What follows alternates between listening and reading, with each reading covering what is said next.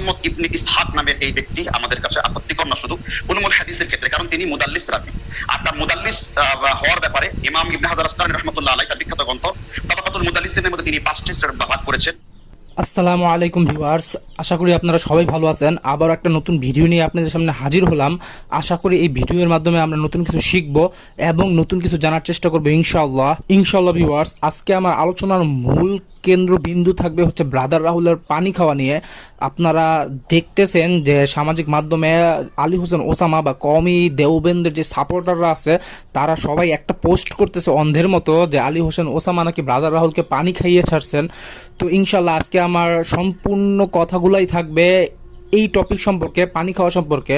ইনশাল্লাহ আপনারা যদি আমার সাথে থাকেন তাহলে দেখবেন যে যদি পানি খাওয়ানোই মূলনীতি হয়ে থাকে তাহলে কে কাকে যে কতবার অসংখ্যবার পানি খাওয়াইছে সেটাই আমি আপনাদের সামনে তুলে ধরবো। আপনারা শুধু আমার সাথে থাকবেন। আর হ্যাঁ, যারা এই ভিডিওটা দেখতেছেন তাদের প্রত্যেকের কাছে আমি অনুরোধ করব যে আপনারা এই ভিডিওটা শেয়ার দিবেন প্রত্যেকেই, যাতে এই সত্যটা সবার নিকট চইলা যায়। আমাদের মুকাল্লিদ ভাইরা যেইভাবে পানি খাওয়া নিয়ে অপপ্রচার চালাচ্ছে এবং পানি খাওয়ানোই তাদের নিকট হার জিতের মানদণ্ড হয়েছে, তো তারাও এই ভিডিওর মাধ্যমে জবাব পেয়ে যাবে যে পানি খাওয়ানোই কি একটা ডিবেটের হার জিতের মানদণ্ড।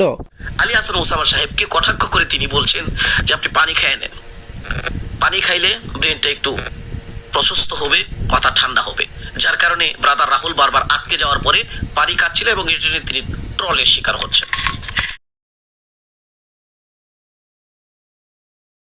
পানি খাওয়ানো নিয়ে যে অপপ্রচার হচ্ছে, দেখুন হাফিজ ইবনুল আব্দুল বার রহমতুল্লাহ আলাইহি বলছেন যে মুকাল্লিদরা হচ্ছে চতুষ্পদ যন্ত্রের ন্যায়, কিন্তু আমি তো দেখতেছি মুকাল্লিদরা চতুষ্পদ যন্ত্র থেকেও অধম। এবং আলী হোসেন ওসামার যে জায়গায় মূল পয়েন্ট ছিল, শক্ত দলিল ছিল মুরসাল হাদিস, তো এইটা হজম না করতে পেরে আমাদের মুকাল্লিদরা এখন পানি খাওয়ানো নিয়ে অপপ্রচার শুরু করছে যে আলী হোসেন ওসামা নাকি ব্রাদার রাহুলকে পানি খাওয়ায়া ছাড়ছে।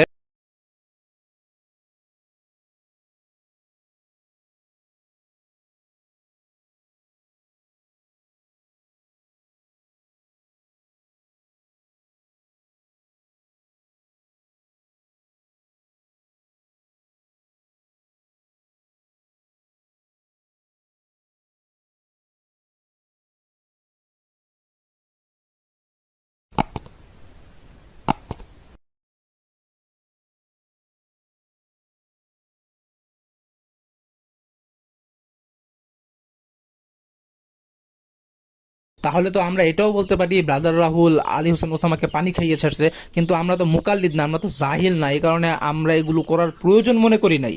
যে বা যারা বুঝতে চান বা বুঝতে আগ্রহী তাদের জন্য আমার এতটুকু কথাই যথেষ্ট। আশা করি এতটুকুর কথার মাধ্যমে একজন বুঝদার মানুষ অতি সহজেই বুঝে ফেলবে যে হ্যাঁ ভাই, আমাদের কে তো মাযহাবের নামে ধোকা দেওয়া হয়েছে। শুধুমাত্র ব্রাদার রাহুলের পানি খাওয়ানোর ভিডিও আমাদের দেখানো হয়েছে, স্ক্রিনশট দেখানো হয়েছে, অথচ আলী হোসেন ওসামাও যে পানি খাইছে এটা তো আমাদের দেখায় নাই এই হানাফি ভাইরা, এই মুকাল্লিদ ভাইরা। এতটুকু কথার মাধ্যমে একটা মানুষ যদি সে সত্য গ্রহণ করতে চায় তাহলে সে সহজেই সত্য গ্রহণ করতে পারবে। এরপরও যারা পানি খাওয়ানোর উপর অটল থাকবে, যাদের নিকট বর্তমানে পানি খাওয়ানোই হচ্ছে হকের মানদণ্ড, তাদের জন্য আমার সামনের পোস্টগুলা দেখুন। যদি পানি খাওয়ানোই, বিরোধী পক্ষকে পানি খাওয়ানোই হকের মানদণ্ড হয়ে থাকে, তাহলে আপনারা দেখেন যে আপনাদের আকাবির, আপনাদের মাথার মুকুট, কওমিদের শিরোমণি রেজাউল করিম আবরারকে মীর মুয়াজ্জেম হোসেন সাইফি কতবার পানি খাওয়াইছে, অসংখ্যবার। আমি একে একে আপনাদের সামনে ভিডিওগুলো পেশ করব, আপনারা শুধু দেখবেন যে যে জায়গায় মীর মুয়াজ্জেম হোসেন সাইফি রেজাউল করিম আবরারের ভুল ধরতেছে সেই জায়গায় রেজাউল করিম আবরার পানি খাচ্ছে। এখানে মুহাম্মদ ইবনে ইসহাক নামের এই ব্যক্তি আমাদের কাছে আপত্তিকর না শুধু উলুমুল হাদিসের ক্ষেত্রে, কারণ তিনি মুদাল্লিস রাবী। আর তার মুদাল্লিস হওয়ার ব্যাপারে ইমাম ইবনে হাজার আসকালানী রাহমাতুল্লাহ আলাইহি তার বিখ্যাত গ্রন্থ তাবাকাতুল মুদাল্লিসিনের মধ্যে তিনি 5টি ভাগ করেছেন।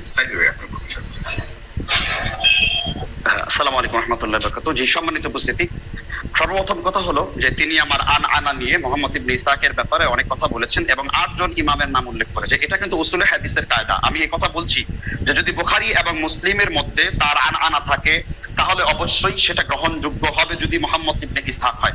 কিন্তু অবশ্যই মজিদি লিখেছেন সেখানেও কিন্তু মুহাম্মদ ইবনে ইসহাকের ওই যে ইমামের পিছনে সূরা ফাতিহা পড়ার ব্যাপারে এই কথাটাতে তিনি এই কথাটা তিনি এখনো দেখাতে পারেননি যে নবী সাল্লাল্লাহু আলাইহি ওয়াসাল্লামের সাহাবা আমর ইবনে আস রাদিয়াল্লাহু তাআলা তিনি তাবিজ দেওয়ার নিয়তে কিন্তু সেটা ঝুলিয়েছেন। দ্বিতীয় হলো তিনি একটি কিতাব দেখিয়েছেন যে কিতাবটা এখন আমিও দেখাবো, এবং সেই কিতাব যে অধ্যায়টা তিনি বলেছেন সেই অধ্যায়টা আমিও দেখাবো, এবং দর্শক অবশ্যই আপনারা প্রায় 20,000-এর উপরে, প্রায় 25,000 কাছাকাছি মানুষ দেখছেন এই মুহূর্তে। যদি সবাই নিজেদের টাইমলাইনে শেয়ার করেন আর অনেক মানুষ এই লাইভটি দেখতে পারবে। ধন্যবাদ। এবং আমাদের পেজ এবং তাবিজগুলো কখনোই এখন আর সেই তাবিজ নেই, অর্থাৎ কোরআন এবং হাদিসের কোনো দোয়া নেই, সেগুলো কিন্তু বিভিন্ন রকমের অর্থ পরিবর্তন করানো হয়েছে।